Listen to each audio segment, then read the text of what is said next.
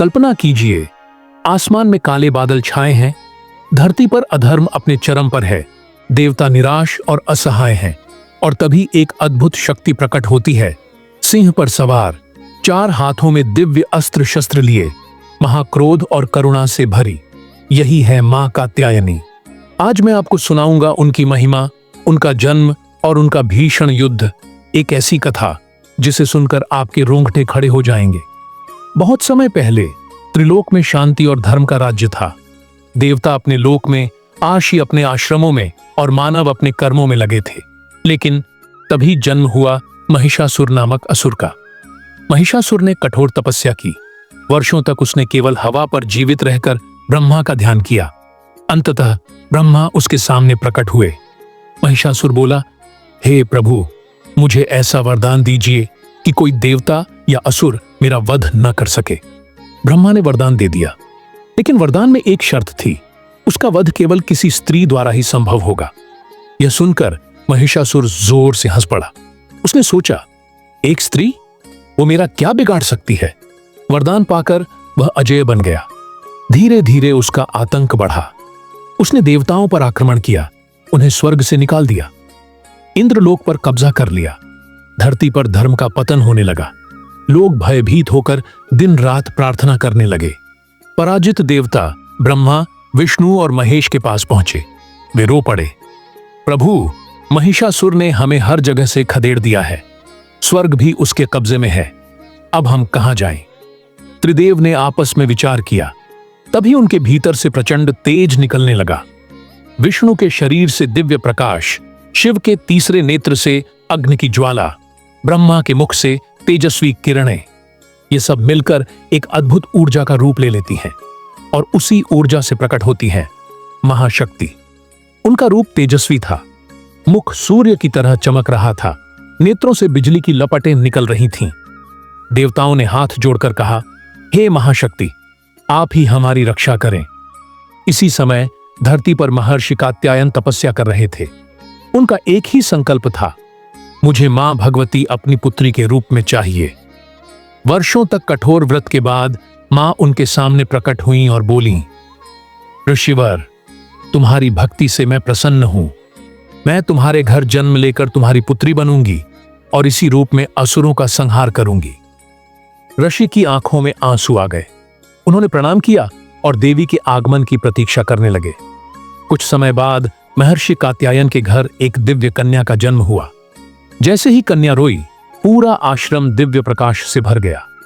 ऋषियों ने कहा, यह कोई साधारण बालिका नहीं, यह स्वयं शक्ति है। कात्यायन ने उनका नाम रखा कात्यायनी। बाल्यकाल से ही उनके भीतर अद्भुत तेज था। कभी वे सिंह की पीठ पर बैठ जाती, कभी छोटे छोटे असुरों से खेलते खेलते उन्हें परास्त कर देती। उनकी आंखों में करुणा भी थी और क्रोध भी।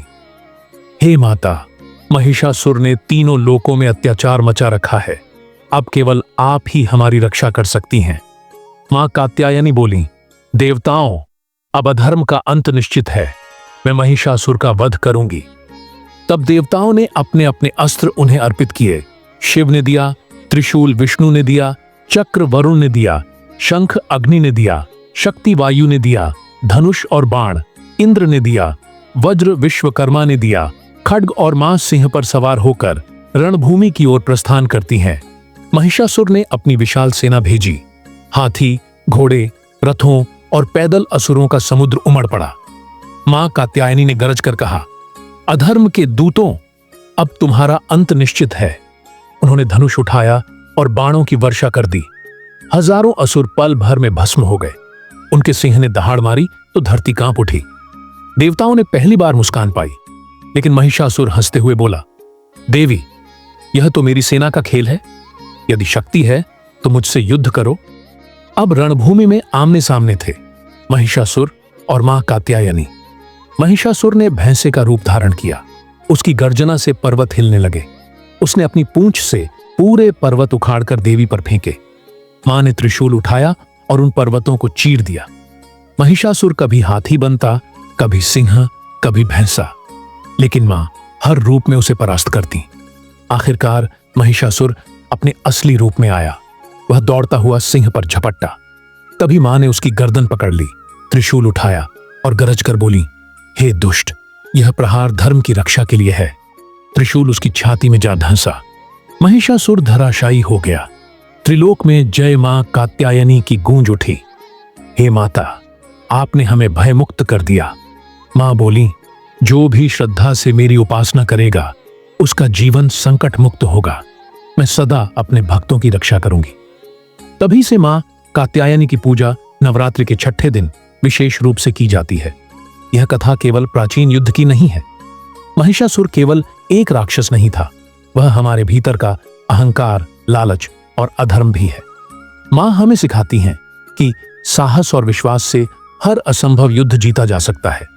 शक्ति केवल बाहरी नहीं बल्कि भीतर भी होती है। जब जब हम संकट में होते हैं, मां किसी न किसी रूप में हमारी रक्षा करती हैं।